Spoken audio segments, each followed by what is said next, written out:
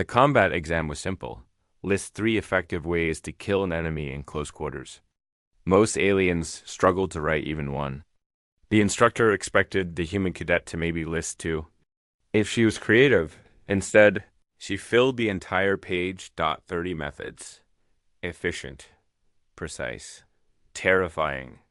The instructor started reading aloud, then stopped at number 4. His face went pale. His hand shook. And right there, in front of the entire class, he fainted. That's when every alien realized something horrifying. The human wasn't trying to show off. She thought she was holding back. The impossible test captain, Sarah Chen, had never imagined her military career would lead her here. Standing in the gleaming corridors of the Interstellar Defense Academy on Station Harmony, 50,000 light-years from Earth, the walls pulsed with bioluminescent patterns that the station's architects, the insectoid Velkari, claimed promoted mental clarity. Sarah found them mildly nauseating, but she kept that opinion to herself. This opportunity was too important to jeopardize over aesthetic preferences. She had been recruited 6 months ago after dissertation on asymmetric warfare caught the attention of Galactic Academic Exchange. The pay was extraordinary. The benefits included regenerative medical treatments that could extend her life by decades. And the prestige of being humanity's first military instructor at an alien institution was impossible to refuse. Her wife had been skeptical, her teenage son excited, and Sarah herself cautiously optimistic. Now, walking through corridors filled with beings from 100 different worlds, she wondered if she had made the right choice. The examination hall stretched before her like a cathedral dedicated to learning. Crystalline pillars rose toward a ceiling that displayed a real-time view of the cosmos. Stars wheeling slowly overhead in a reminder of how vast the universe truly was. Sarah took her assigned seat, a surprisingly comfortable chair that had been specially manufactured to accommodate human physiology. Around her, candidates from dozens of species settled into their own specialized furniture, preparing for the entrance examination that would determine their placement in the Academy's various programs. Sarah activated her examination tablet, watching as holographic text materialized in the air before her. The translation matrix converted this standard galactic script into English, though some phrases felt awkwardly constructed, as if the underlying concepts did not quite map onto human language. She began working through the questions with steady focus, drawing on her 15 years of military experience in her academic training and strategic studies. The questions were straightforward enough. Protocol analyzes historical case studies of various conflicts, theoretical discussions of command structure and tactical coordination. Sarah found herself slightly disappointed by how basic most of it seemed. She had expected more sophistication from an institution with a reputation spanning multiple star systems. Perhaps the entrance examination was deliberately simple, designed to establish baseline competency before advancing to more complex material. Then she reached question 23, and everything changed. The question appeared deceptively simple. A tactical scenario involving a hostile force that had established a fortified position and refused all diplomatic contact. The objective was neutralization with minimal casualties. The question requested 3 viable tactical approaches to resolving the situation. Sarah leaned back in her chair, studying the scenario with professional attention. 3 approaches seemed almost insultingly minimal for a question of this complexity. Any competent officer should be able to generate dozens of viable solutions depending on available resources, terrain considerations, enemy capabilities, and acceptable risk levels. She decided to provide a thorough answer, the kind of comprehensive analysis she would expect from her own students back at the War College on Earth. She began typing, her fingers moving quickly across the haptic interface. The first 3 solutions came easily: reconnaissance and intelligence gathering to identify structural weaknesses, psychological operations to undermine enemy morale and create internal divisions, and a diversionary assault combined with infiltration through unexpected vectors. But why stop there? Sarah continued, outlining methods for supply line interdiction, tactics for turning local environmental factors into force multipliers, approaches using misinformation to create tactical confusion, strategies for identifying and eliminating key leadership through precision operations. Her mind shifted into the analytical mode that had made her one of Earth's youngest full colonels. Each tactical approach built on the previous ones, creating a comprehensive operational framework that could adapt to changing circumstances. She described how to weaponize infrastructure vulnerabilities, how to exploit predictable patrol patterns, how to create multiple simultaneous pressure points that would overwhelm enemy decision-making capacity. She outlined infiltration techniques using civilian populations as cover, methods for converting common materials into improvised weapons, tactics for psychological warfare that would make surrender seem preferable to continued resistance. Sarah was deeply engaged in her analysis when she heard the sound. It started as a high-pitched keening that cut through the examination hall's studious silence like a blade. She looked up sharply, her combat instincts immediately alert for danger.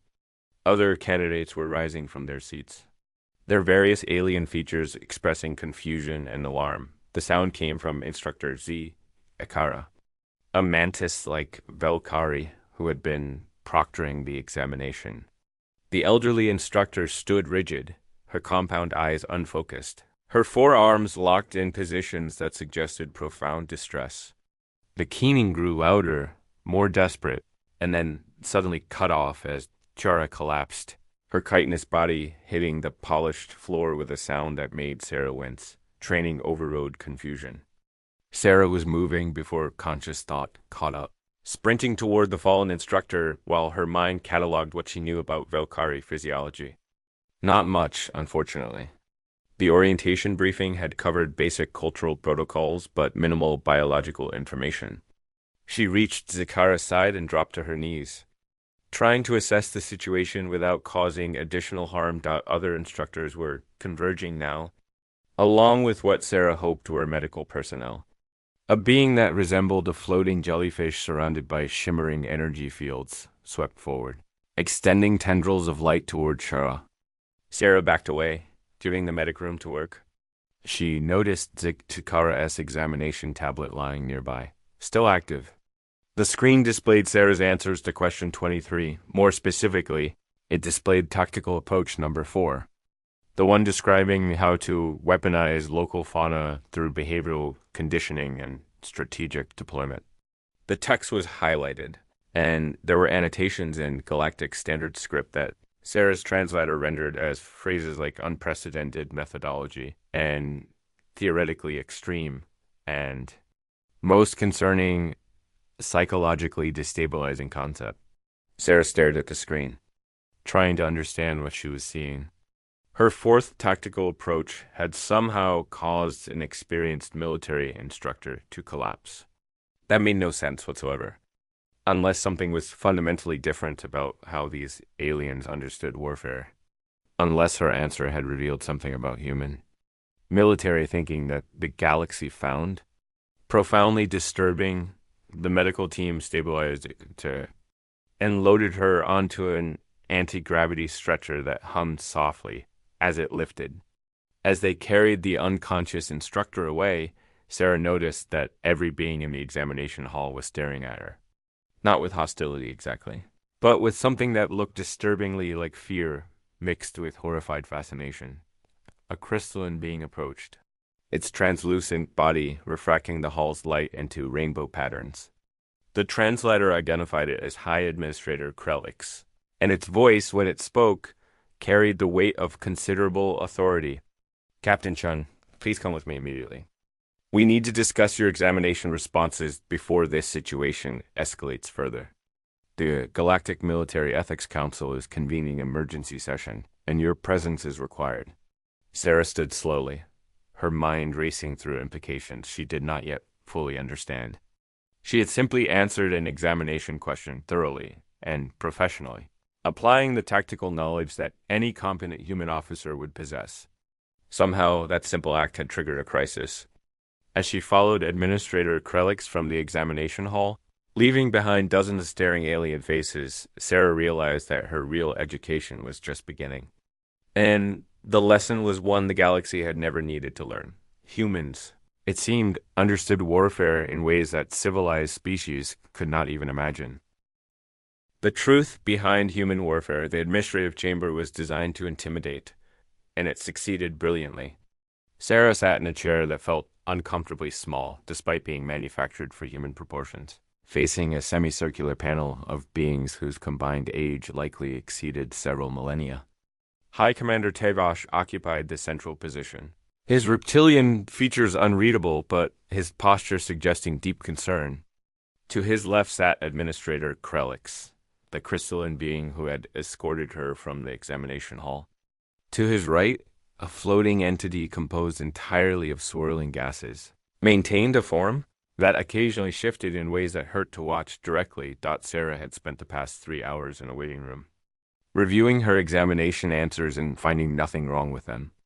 Everything she had written represented standard tactical doctrine, the kind of analysis taught at every military academy on Earth. Yet somehow, her fourth suggestion about weaponizing local wildlife had caused Instructor Akara to collapse into what the medical report called cognitive, shock-induced hibernation state. Hi. Commander Tavash activated a holographic display between them. Sarah's examination answers floated in the air, her words glowing with an accusatory light.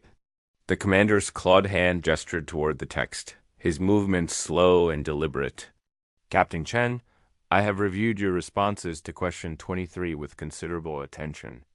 You provided not 3 tactical approaches as requested, but 37 distinct methodologies for neutralizing a fortified hostile position. Is this correct? Sarah nodded carefully. Yes, Commander. I wanted to provide a comprehensive analysis. In human military education, thoroughness is considered a virtue. We train officers to consider multiple options and adapt to changing circumstances. The gaseous entity to Tavash's right pulsed with colors. Sarah's translator struggled to interpret. When it spoke, its voice seemed to come from everywhere at once. Captain, I am Counselor Murthane of the Ethereal Communion. I have studied warfare across 17 different civilizations over the course of 400 standard years. In all that time, across all those species, I have never encountered tactical thinking of the sophistication you demonstrated in these answers. More concerning, I have never encountered tactical thinking of such dot. It paused, searching for words. Such absolute ruthlessness. Sarah felt defensive anger rising, but forced it down. Getting emotional would help nothing. Counselor, with respect, I don't understand what you find ruthless. I outlined reconnaissance techniques, psychological operations, strategic resource denial, infiltration protocols. These are basic tactical concepts. Any military officer should understand them. Administrator Krelix's crystalline body flashed with patterns that suggested agitation. Captain Chun, let me be direct. Galactic civilization has existed for over 20,000 standard years.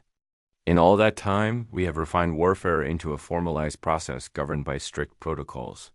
Combat is conducted according to honor codes that minimize casualties and preserve dignity. Battles are often decided through limited engagement between designated champions. Large-scale conflicts are resolved through arbitrated negotiation before significant violence occurs. This is how civilized species conduct military affairs. Understanding began to dawn on Sarah, cold and unwelcome. You're telling me that galactic warfare is ceremonial?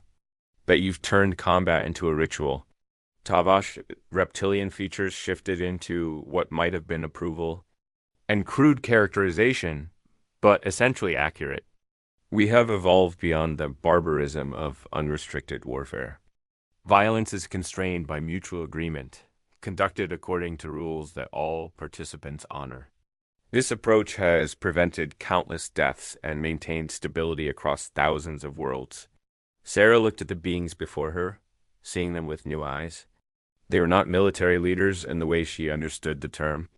They were referees, arbitrators of formalized conflict that bore as much resemblance to actual warfare as a fencing match bore to a knife fight in an alley.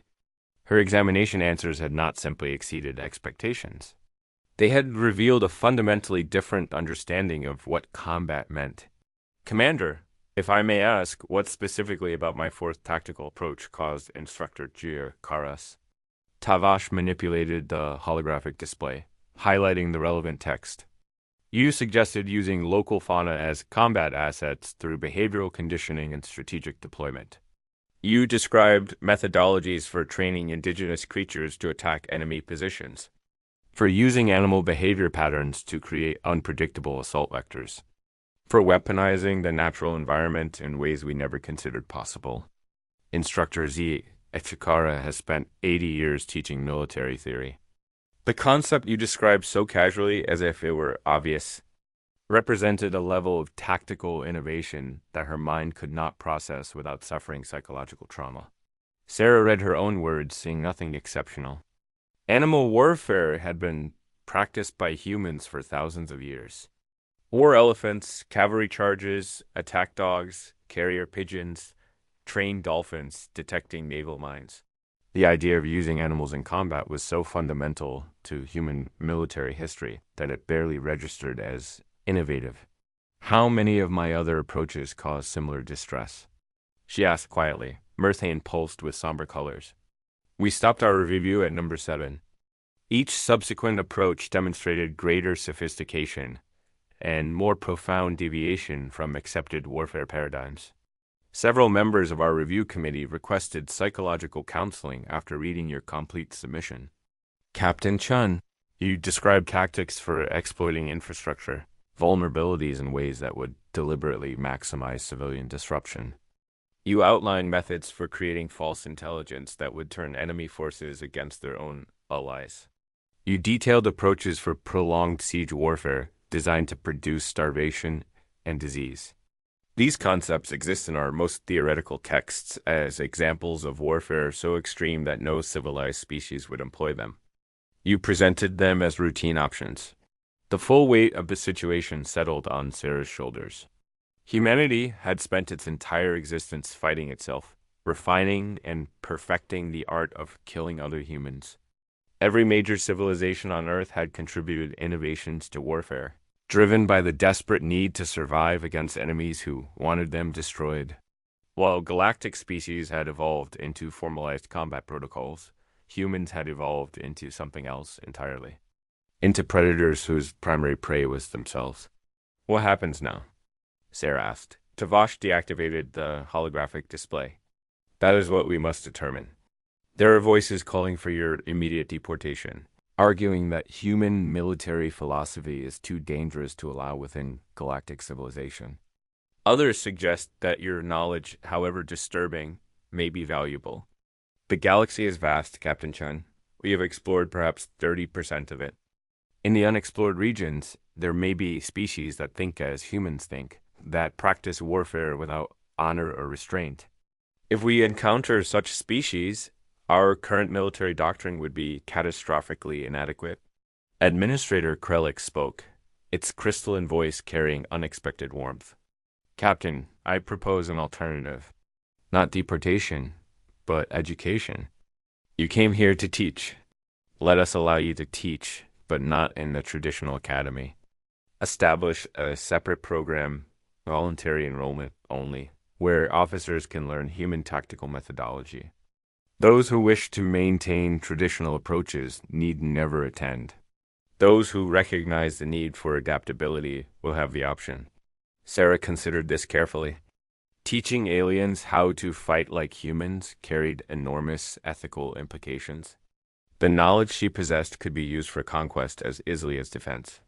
Yet if hostile forces already existed in unexplored space, forces that practiced unrestricted warfare, then leaving the galaxy defenseless seemed equally irresponsible. I would need guarantees, Sarah said slowly.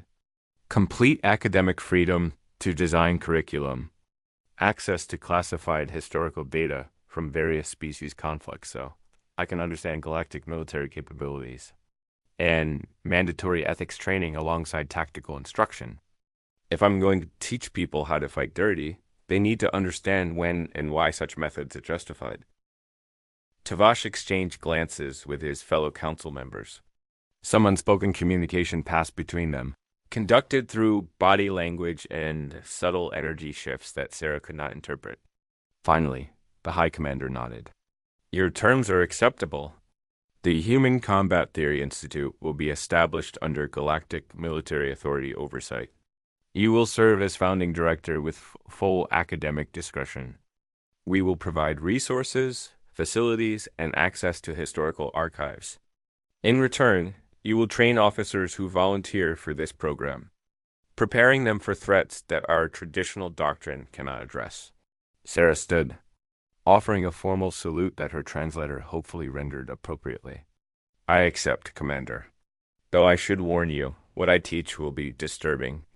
Human warfare evolved through millennia of desperate survival. It's efficient, adaptable, and absolutely ruthless when necessary. Your officers will learn things that may fundamentally change how they view combat.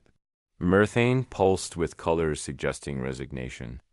That change may be precisely what we need, Captain. The galaxy has enjoyed 20,000 years of relative peace through formalized conflict protocols. But peace maintained through universal agreement only lasts until someone refuses to agree. Better we prepare for that possibility now than face it unprepared. The council dismissed her with formal courtesy, but Sarah noticed how they watched her leave. Their various sensory organs tracking her movement with the wariness of prey animals observing a predator. She had come to the Interstellar Defense Academy as a teacher, expecting to share knowledge and learn from alien perspectives.